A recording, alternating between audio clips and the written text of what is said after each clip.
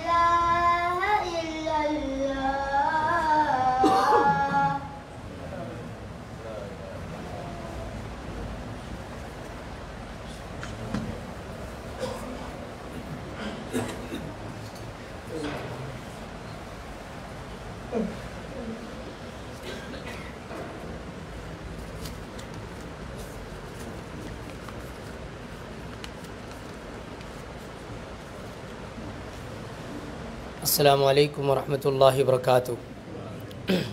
بسم اللہ الرحمن الرحیم. ان الحمد للہ نحمده ونستعینه ونستغفره ونعوذ باللہ من شرور انفسنا ومن سیئات اعمالنا.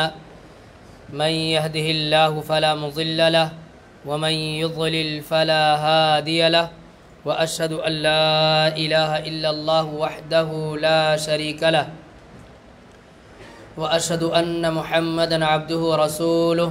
أما بعد فإن خير الحديث كتاب الله وخير الهدي هدي محمد صلى الله عليه وسلم وشر الأمور محدثاتها وكل محدثة بدعة وكل بدعة ضلالة وكل ضلالة في النار. أعوذ بالله السميع العليم من الشيطان الرجيم. بسم الله الرحمن الرحيم. يا أيها الذين آمنوا اتقوا الله حق تقاته ولا تموتن إلا وأنتم مسلمون. يا أيها الناس اتقوا ربكم الذي خلقكم من نفس واحدة وخلق منها زوجها وبث منهما رجالا كثيرا ونساء واتقوا الله الذي تساءلون به والأرحام إن الله كان عليكم رقيبا. يا أيها الذين آمنوا اتقوا الله وقولوا قولا سديدا يصلح لكم أعمالكم ويغفر لكم ذنوبكم ومن يطع الله ورسوله فقد فاز فوزا عظيما. أعوذ بالله من الشيطان الرجيم. بسم الله الرحمن الرحيم. قاف والقرآن المجيد بل عجبوا أن جاءهم منذر منهم فقال الكافرون هذا شيء عجيب أإذا متنا وكنا ترابا ذلك رجع بعيد قد علمنا ما تنقص الأرض منهم وعندنا كتاب حفيظ بل كذبوا بالحق لما جاءهم فهم في أمر مريج أفلم ينظروا إلى السماء فوقهم كيف بنيناها وزيناها وما لها من فروج والأرض مددناها وألقينا فيها رواسي وأنبتنا فيها من كل زوج بهيج تبصرة وذكرى لكل عبد منيب ونزلنا من السماء ماء مباركا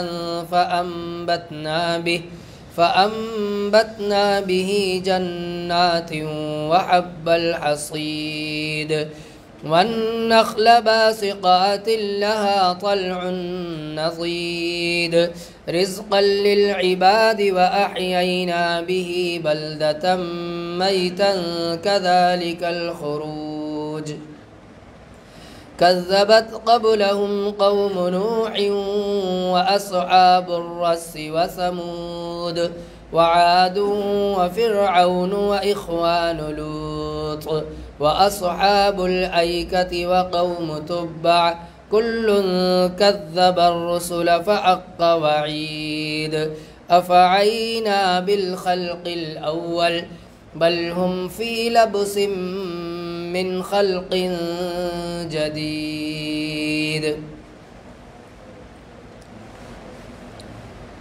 ہر قسم کی تعریف و توصیف، کبریائی و بڑائی، حمد و ثناء اس وحدہ لا شریک لائق و زیبا ہے جس نے ہم سب کو پیدا کیا، بے شمار انگنت نعمتوں سے نوازا ہے اور نوازتے رہتا ہے۔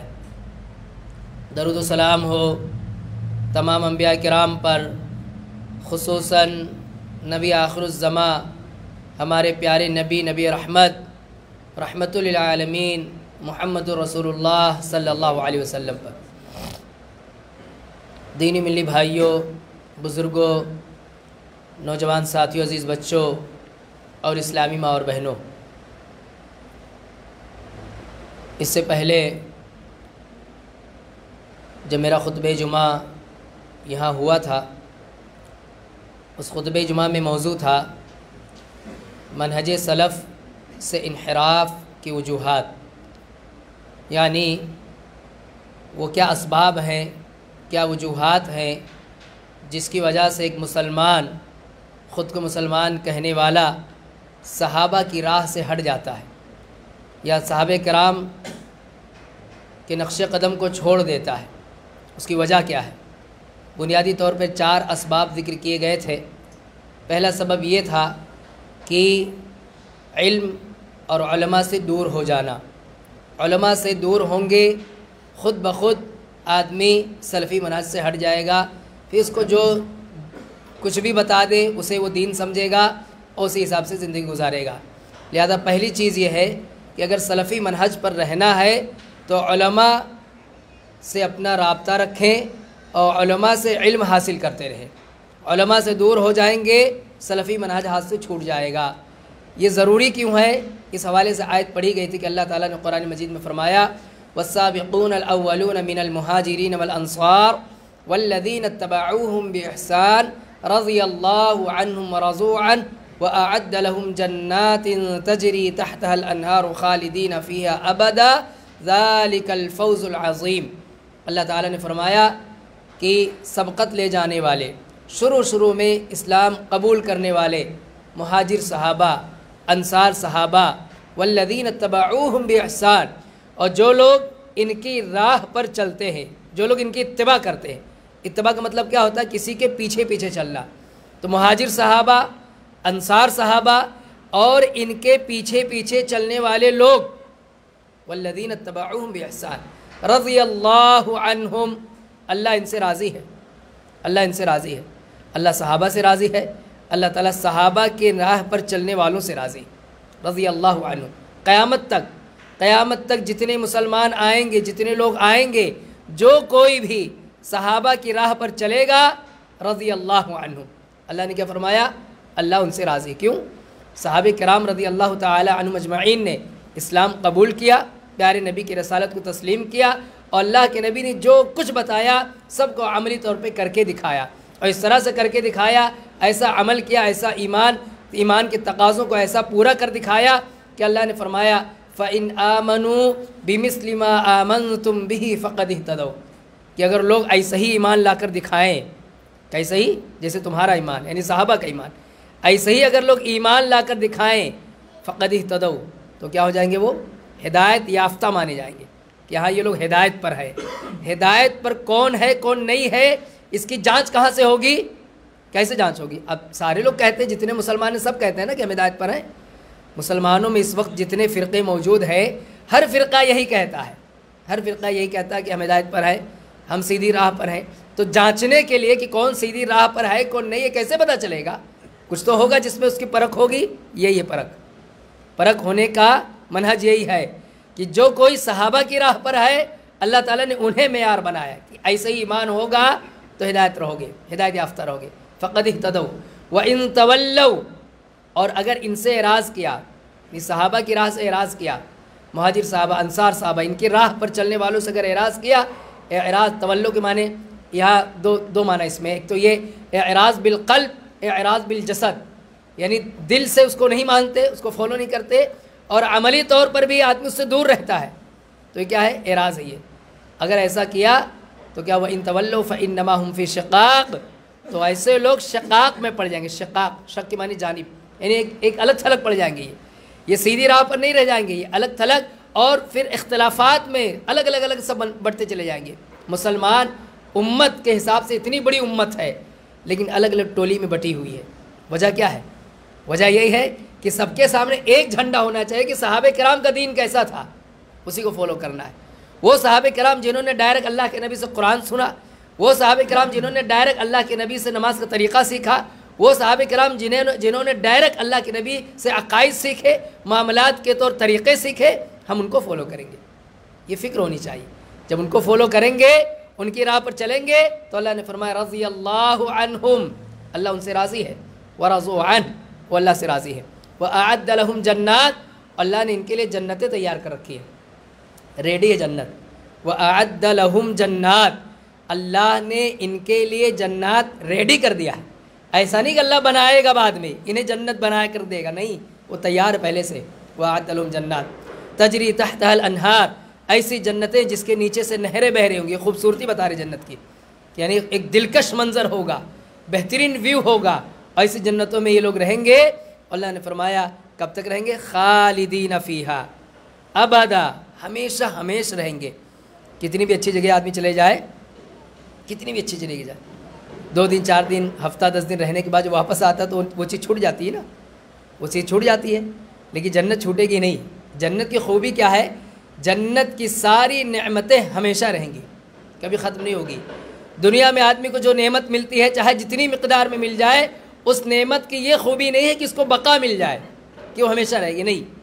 کوئی بھی نعمت آپ لے لیں، صحت و تندرستی ایک نعمت ہے، لیکن اس کو بقا ہے؟ بقا نہیں ہے۔ جب تک آپ تندرست ہیں، جب تک صحت مند ہے، بیماریاں گھیر لیں گی۔ جوانی ایک نعمت ہے کہ نہیں نعمت؟ قوت، طاقت، صلاحیت ہوتی ہے، لیکن اس کو بقا ہے؟ بقا نہیں ہے، بڑھاپا آ جائے گا۔ مال و دولت ایک نعمت ہے، اگر آدمی صحیح طریقے سے کمائے، صحیح طریقے پہ خرچ کرے، لیکن اس کو بھی بقا نہیں ہے، اس کو بھی بقا نہیں ہے، ہاتھ سے چلی جائے گی، دولت بھی چلی جاتی ہے۔ دنیا کی ساری نعمتیں، اس کا عیب یہ ہے کہ ان کو بقا نہیں ہے، اور جنت کی نعمتوں کی خوبی یہ ہے کہ کوانٹٹی میں ہوں گی اور بقا ہے، ہمیشہ رہیں گی۔ خالدین فیہا ابدا ذالک الفوز العظیم، اللہ نے فرمایا کہ یہ بہت بڑی کامیابی ہے، بہت بڑی کامیابی، یہ کامیابی ہے، یہ ہدایت ہے، یہ اللہ تعالیٰ نے یہ بات کب کہی؟ یہ بات کہی اللہ تعالیٰ نے یہ بات بتائی کہ جو لوگ صحابہ کی راہ پر رہیں گے وہ کامیاب لوگ ہیں، وہ لوگ ہدایت یافتہ لوگ ہیں۔ تو ہمیں اور آپ کو یہ فکر ہونی چاہیے کہ نہیں کہ ہم دیکھیں ہمارے عقائد صحابہ کے جیسے کہ نہیں ہے، ہمارے عبادت کا طریقہ یہ صحابہ کرام کے طریقے کے جیسا ہے کہ نہیں ہے، دیکھنا چاہیے نا۔ اللہ کے نبی صلی اللہ علیہ وسلم ممبر پر کھڑے خطبہ دے رہے تھے، اللہ کے نبی خطبہ دے رہے تھے۔ خطبے کے دوران اللہ کے نبی نے دیکھا کہ ایک آدمی مسجد میں انٹری کر رہا ہے۔ اللہ کے نبی صلی اللہ علیہ وسلم نے دیکھا اور کچھ لوگ یہاں وہاں کھڑے تھے، تو اللہ کے نبی نے کیا کہا کہ بیٹھ جاؤ۔ اللہ کے نبی نے کہا اجلسو، بیٹھ جاؤ۔ یہ کہنا ان لوگوں کے لیے تھا جو کھڑے تھے، ان کے لیے نہیں تھا جو بھی مسجد میں انٹری کر رہے تھے، لیکن وہ بھی بیٹھ گئے، وہ بھی وہیں بیٹھ گئے، عبداللہ ابن مسعود رضی اللہ تعالیٰ وہ بھی وہیں بیٹھ گئے۔ تو اللہ کے نبی نے ان کو دیکھا، اللہ کے نبی صلی اللہ علیہ وسلم نے کہا نہیں تم اٹھو وہاں سے، یعنی وہاں دروازے پر یا وہاں جہاں سے لوگ اندر آتے ہیں وہاں کیوں بیٹھ گئے؟ تو انہوں نے، ان کا جذبہ تھا کہ اللہ کے نبی کا فرمان مجھ تک پہنچ گیا تو میں اس پہ عمل کیوں نہ کروں، یہ کیسے عمل نہ کروں؟ اللہ کے نبی کہہ رہے ہیں بیٹھ جاؤ، تو اس کے بعد فوراً بیٹھنا تو بیٹھ گئے وہ۔ اللہ کے نبی نے ان سے کہا کہ اٹھو اور 2 رکعت ہلکی نماز پڑھ لو، 2 رکعت ہلکی نماز، یہ ادب ہے۔ جمعہ کے دن مسجد میں جب بھی آپ آئیں 2 رکعت ہلکی نماز پڑھیں۔ اچھا ہلکی کیوں کہا؟ 2 ہی رکعت پڑھنا ہے، 2 ہی رکعت پڑھنا، یہ نہیں آگے آپ 4 رکعت پڑھیں 6 رکعت۔ خطبہ شروع ہو گیا، اس کے بعد صرف 2 رکعت نماز پڑھیں، بھی ہلکی پڑھیں، ہلکی 2 رکعت نماز پڑھ کے پھر خطبہ سنیں، یہ سنت ہے، یہ اللہ کے نبی صلی اللہ علیہ وسلم نے طریقہ بتایا۔ تو ہمیں دیکھنا چاہیے کہ صحابہ کرام کا طریقہ یہ تھا۔ ہمیں دیکھنا چاہیے تجارت کے معاملات میں کہ اللہ کے نبی صلی اللہ علیہ وسلم نے اپنے صحابہ کو کیا سکھایا، صحابہ کیسے تجارت کیا کرتے تھے۔ اللہ کے رسول صلی اللہ علیہ وسلم کا گزر ہوا بازار میں، تو اللہ کے نبی نے دیکھا کہ ایک صاحب غلہ بیچ رہے ہیں، غلہ بیچنا کچھ رہا ہوگا، تو اللہ کے نبی نے اس میں ہاتھ ڈالا تو اللہ کے نبی کو اندر نیچے کی طرف تری محسوس ہوئی، اس میں کچھ گیلا تھا۔ تو اللہ کے نبی صلی اللہ علیہ وسلم نے اپنے پیارے صحابی سے کہا کہ یہ کیا ہے؟ تو انہوں نے کہا اللہ کے رسول بارش ہو گئی تھی، بھیگ گیا تھا، جو حصہ سوکھ گیا وہ سوکھ گیا، جو گیلا ہے وہ نیچے ہے۔ ایسا نہیں ہے کہ میں نے جان بوجھ کر گیلے والے کو نیچے رکھا، سوکھے والے کو اوپر رکھا ہے، ایسا نہیں ہے۔ اللہ کے نبی صلی اللہ علیہ وسلم نے فرمایا، اس موقع پر فرمایا من غشنا فلیس منا، کہ کوئی دھوکہ دینے والا، ہمیں جو دھوکہ دے، ہمیں سے مراد مسلمانوں کو جو دھوکہ دے، جو مسلم کو دھوکہ دے، چونکہ مسلمانوں سے بات ہو رہی تھی، مسلمانوں کے لوگ ہیں، مسلمان لوگ ہیں، اس لیے ایسا کہا جا رہا ہے، ایسا نہیں کہ کسی غیر مسلم کو دھوکہ دے سکتے، یہ مطلب نہیں حدیث کا۔ اللہ کے نبی کہنے کا مطلب ہم ہیں، ہمیں جو دھوکہ دے، من غشنا فلیس منا، وہ ہم میں سے نہیں ہے۔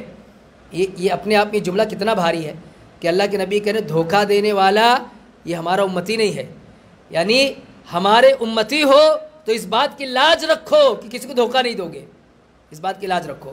اللہ کے نبی نے کہا ایسا کیوں نہیں کر دیا تم نے؟ تمہیں یہ کرنا چاہیے تھا، گیلا والا اوپر کر دیتے، یہ تمہیں کرنے کا کام تھا، تمہیں اوپر کرنا چاہیے تھا، یہ مال تو بھی بکے گا نا۔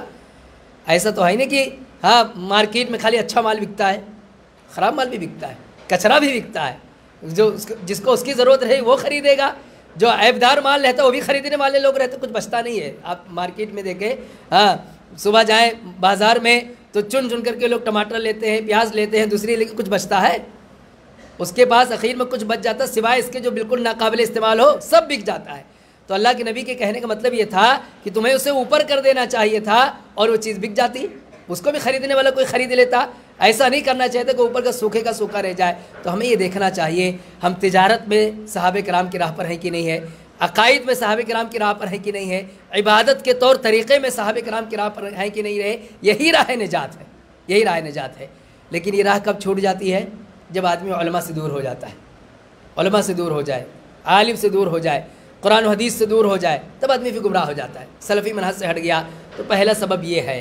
دوسرا سبب دینی بھائیوں یہ ہے کہ آدمی فہم سلف سے دور ہو جائے، یعنی صحابہ اس آیت سے کیا سمجھتے تھے، صحابہ کرام نے اس حدیث سے کیا سمجھا، اس کی پرواہ نہ رہ جائے، آیت پڑھے حدیث پڑھے، اپنے طور پہ معنی نکال لے۔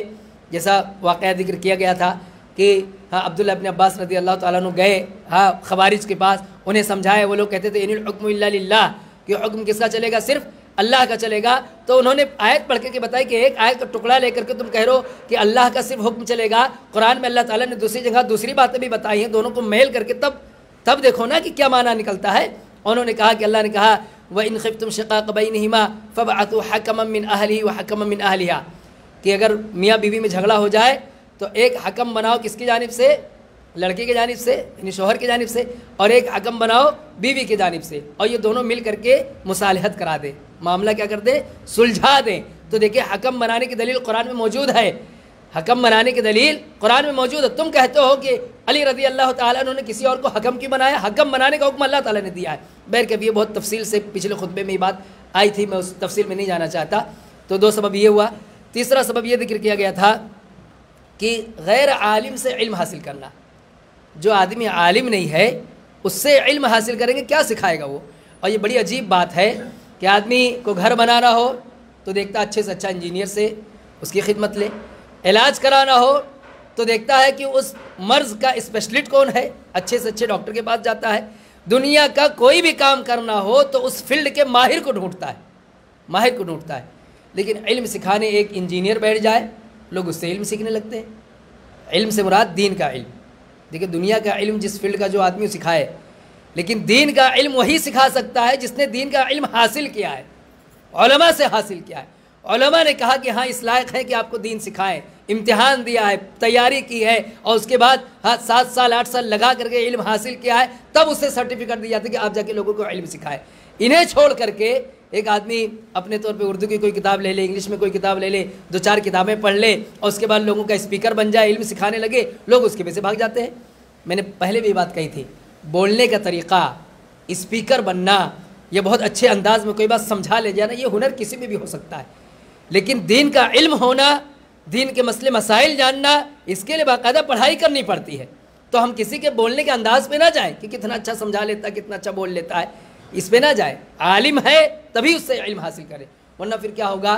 ایک غیر عالم جو صرف اسپیکر ہے، وہ آپ کو کہاں گمراہ کر دے گا، آپ کو اس کو اندازہ نہیں ہوگا۔ اس لیے گاہے بگاہے علماء روکتے ہیں، ٹوکتے ہیں، منع کرتے ہیں کہ فلاں آدمی کو مت سنو، یوٹیوب پر اس کے سبسکرائبر کتنے ہیں، اس کے ویورز کتنے ہیں، اس چکر میں نہ پڑو، وہ عالم آدمی نہیں ہے، اس سے دور رکھو۔ جیسے اپنے آپ کو دور رکھو، انجینئر مرزا علی ہے، ان کے سمجھانے کا انداز، بتانے کا انداز، دلیلوں کا استدلال، یہ دیکھ کر ایک عام آدمی سمجھے گا کہ بہت بڑا عالم ہے، بہت بڑا عالم ہے۔ سلفی علماء سارے منع کرتے کہ آدمی شیعہ ہے، یہ رافضی ہے، اس نے بہت ساری باتیں اس میں یعنی صحیح باتوں کے درمیان کچھ ایسی غلط باتیں مس کر کے ایسے انداز میں بیان کیا ہے کہ آدمی کنفیوز ہو جاتا ہے، منع کرتے ہیں ان سے دور رہو آپ۔ ایسے ہی کوئی بھی آدمی جو عالم نہیں ہے اس سے علم حاصل کرنا اپنے آپ کو گمراہی میں ڈالنا ہے، اپنے آپ کو گمراہی میں ڈالنا ہے۔ تو ایک سبب یہ بھی تفصیل سے ذکر کیا گیا تھا۔ آج اس موضوع کو تھوڑا سا آگے بڑھاتے ہیں۔ سلفی منہج سے دور رہنے کی ایک بنیادی وجہ یہ بھی ہے دینی بھائی، حب الدنیا، دنیا کی محبت۔ دیکھیے سلفی منہج کیا ہے؟ سلفی منہج نام ہے ایمان عقیدے کے ساتھ ساتھ عمل بھی، بلکہ ایمان کی ڈیفینیشن میں عمل داخل ہے۔ اللہ کے نبی صلی اللہ علیہ وسلم نے فرمایا کہ الایمان بضع و70 شعبۃ، یا الایمان بضع و60 شعبۃ، کہ ایمان کی 70 سے زیادہ شاخیں ہیں، بعض روایت میں 60 سے زیادہ شاخیں۔ اب یہ ایمان ہے کیا؟ اللہ کے نبی نے فرمایا فافضلها قول لا الہ الا اللہ، اس میں سب سے افضل کام کیا ہے؟ یہ کہنا لا الہ الا اللہ۔ دیکھیے قول ہے، قول کہنا، اللہ کے نبی سے کیا کہہ رہے ہیں؟ یہ ایمان ہے۔ اس کے بعد دوسرا بتایا وَأَدْنَاهَا إِمَاطَةُ الْأَذَىٰ عَنِ الطَّرِيقِ، راستے سے تکلیف دہ چیز کو ہٹا دینا، راستے سے تکلیف دہ چیز کو ہٹا دینا۔ یہ نہیں کہ جہاں پارکنگ کی جگہ نہیں وہاں بھی آدمی گاڑی کھڑی کر دے اور پورا راستہ بلاک ہو جائے، یہ ایمان نہیں ہے۔ ایمان یہ ہے کہ راستے میں کوئی چیز ہے تکلیف دے تو اس کو آدمی ہٹائے، اسے دور کرے۔ اب یہ ہٹانا کیسے ہوگا؟ آپ کوئی چیز ہٹاؤ گے کیسے ہٹاؤ گے؟ ہاتھ سے ہٹاؤ گے نا، ہاتھ سے ہٹاؤ گے، پیر سے ہٹاؤ گے۔ تو یہ دیکھیے عمل ہو رہا ہے، ہاتھ اور پیر، جوارے اس کو کہتے ہیں، جوارے کے ذریعے عمل کرنا، یہ ایمان ہے۔ اللہ کے نبی کیا کہہ رہے ہیں؟ یہ ایمان ہے۔ ایمان مطلب یہ نہیں کہ زبان سے کہہ دیا دل میں یقین، یہ صرف ایمان نہیں ہے، ایمان میں عمل شامل ہے، عملی طور پہ اس کو کر کے دکھاؤ۔ لیکن دینی بھائیو دیکھیے حب الدنیا، دنیا کی محبت نے ہمیں عمل سے غافل کر دیا ہے۔ آج آدمی کمانے کھانے کے بہانے نمازیں چھوڑ رہا ہے، اب اس کے ذہن میں یہ ہے کہ میں سلفی منہج پر ہوں۔ ہاں سلفی منہج پہ دعویٰ ہے، اب بلکہ آپ کا سوچنا بھی ہے کہ آپ سلفی منہج پر رہو، آپ چاہتے بھی ہیں کہ آپ صحابہ کی راہ پر رہو، لیکن پریکٹیکل میں اگر نہیں کریں گے تو ثمرہ کہاں سے ملے گا؟ عملی طور پہ نہیں کریں گے تو کیسے ملے؟ جیسے کسی اسکول میں جا کے کوئی اسٹوڈنٹ ایڈمیشن لے لے کہ مجھے یہاں پڑھنا ہے، فیس بھرے، اس کی اٹینڈنس آئے، مطلب ڈیلی آتا بھی ہو لیکن پڑھے نا، تو پاس ہو پائے گا؟ وہ نہیں ہو پائے گا۔ بہت معمولی، بہت ہلکے پھلکے انداز میں بات سمجھا رہا ہوں۔ ایسے ہی سلفی منہج نام ہے صحیح عقیدہ اور عمل ہو اس کا، اس پر پریکٹیکل میں عمل کر کے دکھائے۔ میں آپ کو بتاؤں دینی بھائیوں کہ نماز کا تارک جو نماز نہیں چھوڑتا ہے، جو نماز چھوڑ دیتا ہے، یعنی نماز نہیں پڑھتا ہے، اتنا خطرناک گناہ ہے کہ بسا اوقات ایسا آدمی مرتد ہو جاتا ہے، ایمان سے ہی نکل جاتا ہے، ایمان اس کے دل سے نکل جاتا ہے، ختم ہو جاتا ہے۔ وہ اس خام خیالی میں رہے گا کہ میں مسلمان ہوں، میں ایمان والا ہوں، لیکن ایمان اس کے دل سے رخصت ہو جائے گا، وہ پتہ ہی نہیں پائے گا۔ اس لیے بہت گمبھیر بات ہے کہ ہمارا جو دعویٰ ہے ہم اس دعوے پہ کھڑے اتریں، ورنہ سلفی منہج، سلف میں سے کوئی ایک مثال نہیں ملتی کہ کوئی آدمی یہ سمجھتا ہو کہ میں ہدایت پر ہوں اور نماز نہ پڑھتا ہو، یعنی نماز نہ پڑھتا ہو اور وہ یہ کہتا ہو کہ میں ہدایت پر ہوں۔ ایک مثال نہیں ملتی۔ اس کے برعکس مثالیں ملتی ہیں کہ ایک آدمی جو یہ دعویٰ کرتا ہو کہ میں مسلمان ہوں اور حالانکہ مسلمان نہیں ہے، جیسے منافقین، مسلمان نہیں ہے، اللہ تعالیٰ گواہی دے رہا ہے کہ مسلمان نہیں ہے، یہ مومن نہیں ہے، وہ بھی مجبور ہے کہ نماز پڑھیں تاکہ لوگ سمجھیں کہ ہدایت پر ہے۔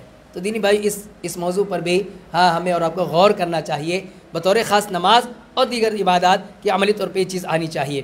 ایسے ایک چیز یہ ہے جس کی وجہ سے سلفی منہج سے لوگ گمراہ ہو جاتے ہیں، وہ دینی بھائیوں علماء کی شان میں غلو، یعنی علماء کو اتنا زیادہ بڑھا چڑھا کر اپنے دل و دماغ میں بٹھانا کہ گویا ان سے غلطی نہیں ہو سکتی، جبکہ یہ صحیح منہج نہیں ہے۔ صحیح منہج یہ ہے کہ ایک عالم اپنے علم کی حد تک، کتاب و سنت کا جو عالم ہو، یہاں پھر سے بات بتاؤں کہ یہ شرط ہے کہ کتاب و سنت کا عالم ہو، یہ نہیں کہ کوئی قصے کہانی کی کتاب پڑھ کر کے سنائے بولے کہ یہ عالم ہو گیا، ایسا نہیں ہونا چاہیے۔ اس کو واقعی قرآن کا علم ہو، واقعی حدیث کا علم ہو، پھر وہ بتانے میں کہیں مسٹیک کر سکتا ہے، وہ بتانے میں کہیں اس سے غلطی ہو سکتی ہے، کوئی لغزش ہو سکتی ہے، اس پر واجب ہے کہ رجوع کرے۔ اس پر واجب کیا ہے؟ اس عالم پر واجب ہے کہ وہ بعد میں پھر کہے کہ نہیں مجھ سے یہ غلطی ہو گئی تھی اور میں اس سے رجوع کرتا ہوں۔ اس کی مثال دیتا ہوں، امام مالک رحمۃ اللہ علیہ، بہت بڑے عالم امام مالک رحمۃ اللہ علیہ، یہ کہتے تھے کہ انما انا بشر، کہ میں ایک انسان ہوں، میں فتوے بتاتا ہوں، میں اپنے یعنی دین کے مسئلے مسائل بتاتا ہوں، اصیب و اخطئ، میں صحیح باتیں بتاتا ہوں لیکن کبھی خطا بھی ہو جاتی، کبھی غلطی بھی ہو جاتی ہے۔ تو اگر میری بتائی ہوئی کوئی بات کتاب و سنت کے موافق ہے، فکل ما وافق الکتاب والسنہ فخذوہ، جو باتیں کتاب و سنت کے موافق اسے لے لو، اور جو کوئی مسئلہ بھی میرا بتایا ہوا، میری بتائی ہوئی کوئی بات بھی اگر کتاب و سنت سے ٹکراری فترکو، تو اسے کیا کر دو، وہ اسے چھوڑ دو۔ آپ کوئی دوسرا عالم بتا رہا ہے کہ نہیں یہاں ان سے شیخ سے غلطی ہو گئی، یہ ایسا نہیں ایسا ہے، تو وہ اتنے متواضع ہوا کرتے تھے اور اللہ کا ایسا خوف ہوا کرتا تھا کہ وہ اس کو اپنے شان کے خلاف نہیں سمجھتے تھے، اس میں بے عزتی نہیں محسوس کرتے تھے کہ ارے مجھ سے غلطی ہوگی، مان لوں گا تو میری بے عزتی ہوگی، نہیں۔ اور یہی لوگ غلطی کرتے ہیں کہ ایک عالم کی اگر کوئی لغزش، کوئی بتائے وہ فتویٰ، اسے اگر کوئی غلط بتانے لگے تو لوگ فوراً اس میں آ جاتے ہیں کہ تم انہیں کیسے غلط کہہ سکتے ہو۔ دیکھیے انہوں نے بہت کام کیا ہے، بہت کام کیا ہے۔ کہیں کوئی لغزش ہوئی ہے تو امانت داری یہ ہے کہ وہاں جو صحیح دین ہے، صحیح منہج ہے، وہ بتایا جائے، اور یہ بات وہ بھی کہہ کر کے گئے ہیں۔ اس کی ایک مثال دیتا ہوں، امام مالک رحمۃ اللہ علیہ کا واقعہ ہے۔ امام مالک رحمۃ اللہ علیہ سے کسی نے پوچھا کہ آپ کیا کہتے ہیں وضو کے دوران پیر کی انگلیوں میں مسح کرنے کا کیا حکم ہے، پیر کی انگلیوں میں خلال کرنے کا کیا حکم ہے؟ تو امام مالک رحمۃ اللہ علیہ نے کہا، اس پر کہا لیس ذلک علی الناس، کہا نہیں ہے، مطلب ایسی کوئی چیز نہیں ہے کہ آدمی پیر کی انگلیوں میں خلال کرے، ایسا کوئی ضروری نہیں ہے، اتنا انہوں نے کہا۔ پھر کہتے فترکتہ، راوی کہتے ہیں کہ میں نے چھوڑ دیا، پھر میں نے پیر کی انگلیوں میں خلال کرنا بند کر دیا، ترکتہ یعنی پہلے کرتے تھے اب ترک کر دیا، چھوڑ دیا۔ کہتے حتی خف الناس، یہاں تک کہ لوگوں کے یہاں بھی وہ چیز ہلکی ہو گئی، پھر کوئی نہیں کرتا، پیر کی انگلیوں میں وضو کے دوران خلال کرنا لوگوں نے بند کر دیا، کوئی نہیں کرتا۔ فقلت لہ، تو میں نے کہا یا ابا عبداللہ، کہ اے ابو عبداللہ، یعنی امام مالک سے کہہ رہے ہیں، میں نے تمہیں یہ فتویٰ دیتے ہوئے سنا ہے اس مسئلے سے متعلق کہ تم ایسا فتویٰ دیتے ہو کہ نہیں یہ ضروری چیز نہیں ہے، اور تمہارا یہ کہنا ہے کہ ایسا لوگوں پر کرنا ضروری نہیں ہے، جبکہ میرے پاس وعندنا فی ذلک سنت، کہتے ہیں کہ میرے پاس میرے علم کی حد تک یہ سنت ہے۔ کیا کہتے ہیں کہ میرے علم کی حد تک یہ سنت ہے۔ یہ سننا تھا کہ امام مالک رحمۃ اللہ علیہ نے کہا وما ہیا، سنت ہے، اچھا کیا ہے مطلب، آپ کس بنیاد پہ یہ کہہ رہے ہو کہ سنت؟ چونک گئے ایک دم سے، وما ہیا، کہا کیسے سنت ہے یہ، مجھے بتائیے آپ۔ انہوں نے پوری حدیث سنانا شروع کی. کہا حدثنا اللیث بن سعد کہ مجھ سے ہمیں بیان کیا لیث بن سعد نے، پھر انہوں نے، یعنی پوری روایت کیسے کیسے حدیث پہنچی ہے پوری سند بیان کی. اور پھر آخر میں کہا رأیت رسول اللہ صلی اللہ علیہ وسلم، رسول اللہ صلی اللہ علیہ وسلم کو راوی، آگے کے راوی کہتے ہیں کہ رسول اللہ صلی اللہ علیہ وسلم کو ہم نے دیکھا کہ اللہ کے نبی صلی اللہ علیہ وسلم اپنے پیر کی انگلیوں کے درمیان یہ والی انگلی سے، خنصر چھوٹی والی انگلی سے کیا کرتے تھے؟ خلال کیا کرتے تھے. اب اس کے بعد کا جملہ دیکھیے، پھر کہتے ہیں کہ پھر اس کے بعد امام مالک رحمۃ اللہ علیہ نے کہا کہ یہ حدیث حسن درجے کی ہے، یعنی حدیث قابل عمل ہے، اس حدیث پر عمل کرنا چاہیے. اور پھر یہ کہتے ہیں جنہوں نے سوال پوچھا تھا، یہ کہتے ہیں کہ اس کے بعد میں نے دیکھا کہ امام مالک رحمۃ اللہ علیہ سے جب کوئی یہ مسئلہ پوچھتا تو وہ کہتے یہ سنت ہے. کیا کہتے وہ؟ یہ سنت ہے. پہلے کیا فتویٰ دیا تھا کہ نہیں، مطلب اس پر عمل کی ضرورت نہیں ہے، لیکن بعد میں جب حدیث پہنچی تو حدیث پہنچنے کے بعد کیا کہا؟ یہ سنت ہے. اور سنت اس لیے کہتے تھے یعنی اس پر عمل کرو، اس پر کیا کرو؟ عمل کرو. واجب دیکھیے ایک چیز یہ ہے کہ واجب ہے، یعنی آپ نہیں کرو گے تو وضو ہی نہیں ہوگا، ایسا مسئلہ نہیں ہے، ایسا مسئلہ نہیں ہے. لیکن ایک آدمی احتیاطاً اگر یعنی اس جذبے کے ساتھ کہ اللہ کے نبی کرتے تھے میں بھی کروں گا تو اس کو ثواب ملے گا. اس کو کیا ملے گا؟ ثواب ملے گا. دیکھیے امام مالک رحمۃ اللہ علیہ نے رجوع کیا. ایسے ہی دینی بھائیو امام ابو حنیفہ رحمۃ اللہ علیہ، امام شافعی رحمۃ اللہ علیہ، امام احمد بن حنبل رحمۃ اللہ علیہ، امام اوزاعی رحمۃ اللہ علیہ، امام ثوری رحمۃ اللہ علیہ، ایسے جتنے ائمہ گزرے، کبار علماء، بڑے بڑے علماء جو گزرے ہیں، دین کی بڑی خدمتیں ان کی ہیں، اللہ تعالیٰ ان کی خدمتوں کو قبول فرمائے اور اللہ تعالیٰ ان کے ذریعے جو خیر پھیلا ہے ان پر انہیں اجر و ثواب نصیب فرمائے. لیکن انہوں نے ایک اسٹیٹمنٹ سب نے دیا ہے کہ میری بتائی ہوئی باتیں، میری بتائی ہوئی مسئلے مسائل، ان میں اگر کہیں مجھ سے کوئی لغزش ہو جو کتاب و سنت کے کہیں خلاف ہو تو میں اس سے رجوع کرتا ہوں. میں اس سے کیا کرتا ہوں؟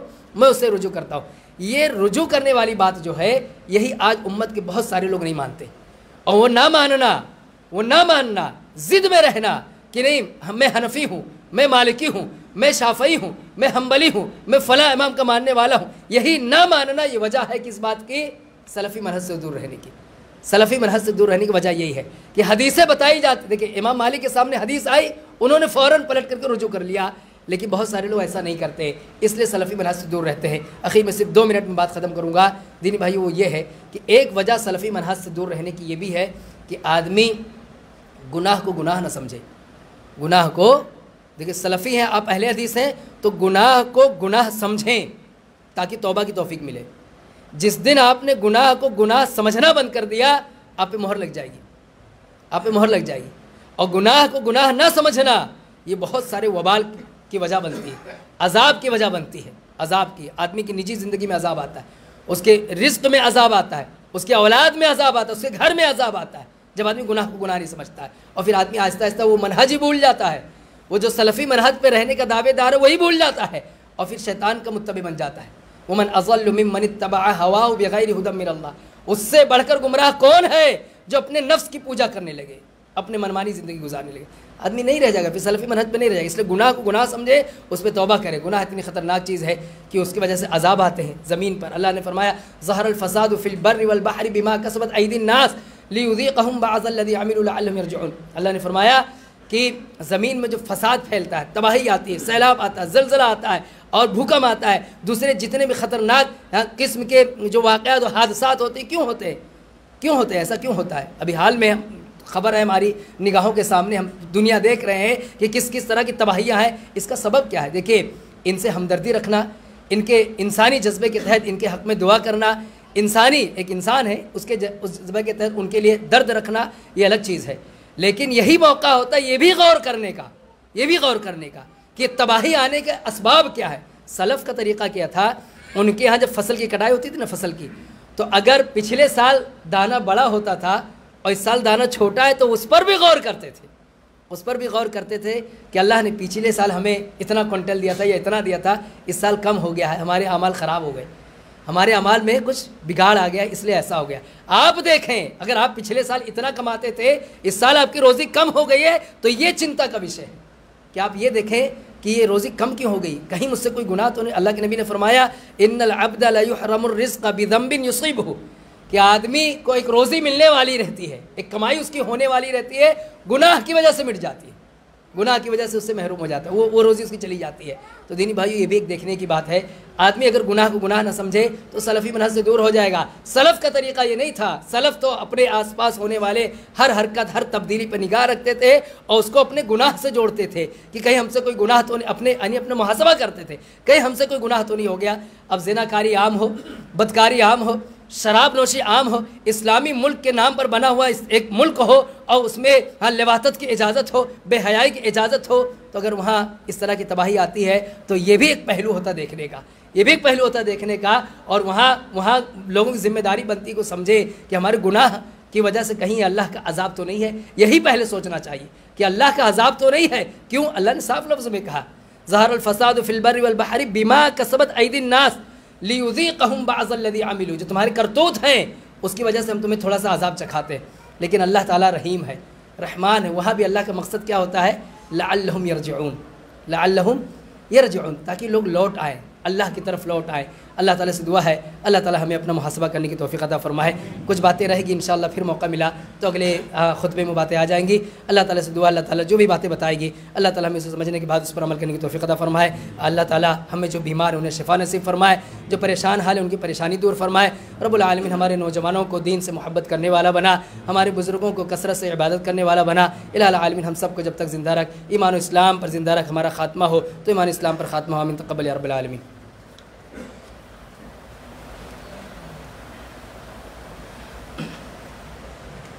بسم الله الرحمن الرحيم. إن الحمد لله نحمده ونستعينه ونستغفره ونعوذ بالله من شرور أنفسنا ومن سيئات أعمالنا. من يهده الله فلا مضل له ومن يضلل فلا هادي له. وأشهد أن لا إله إلا الله وحده لا شريك له وأشهد أن محمدا عبده ورسوله. أما بعد فإن خير الحديث كتاب الله وخير الهدي هدي محمد صلى الله عليه وسلم وشر الأمور محدثاتها وكل محدثة بدعة وكل بدعة ضلالة وكل ضلالة في النار. أعوذ بالله السميع العليم من الشيطان الرجيم. بسم الله الرحمن الرحيم. إن الله وملائكته يصلون على النبي يا أيها الذين آمنوا صلوا عليه وسلموا تسليما. اللهم صل على محمد وعلى آل محمد كما صليت على إبراهيم وعلى آل إبراهيم إنك حميد مجيد. اللهم بارك على محمد وعلى آل محمد كما باركت على إبراهيم وعلى آل إبراهيم إنك حميد مجيد.